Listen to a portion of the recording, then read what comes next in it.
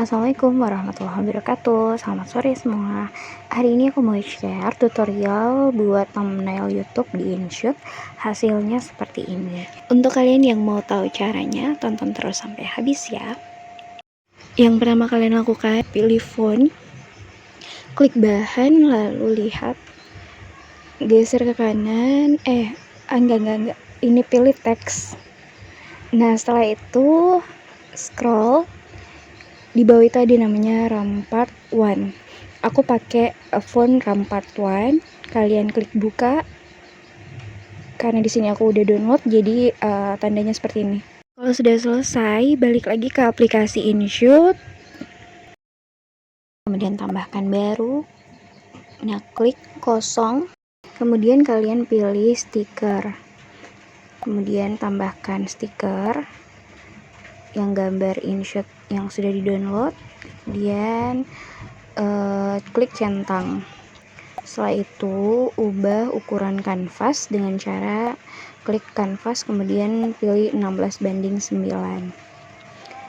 Nah, sekarang kalian ganti latarnya yang merah. Setelah itu tarik ke atas, lalu kalian tulis judul thumbnailnya. Misalnya contohnya saya ini tutorial buat thumbnail YouTube di InShot. Nah, setelah itu checklist, atur mau besar mau kecilnya, atur juga logo InShotnya, tulisan InShotnya diatur. Kemudian setelah selesai, ini pastikan simpan tulisan ini di pojok kanan.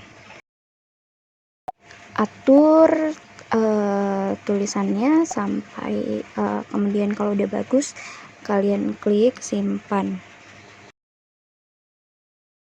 Muncul tampilannya seperti ini. Disimpan, tekan kembali, kemudian pilih draft, kemudian kolase. Nah, kemudian pilih 2 foto yang gambar logo InShot sama tulisan yang sudah diedit.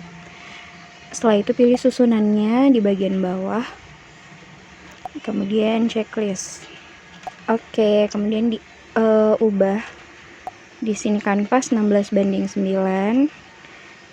Setelah itu logo InShot dikecilin, digeser agak ke kiri, tulisannya juga dipasin. Nah, kalau udah selesai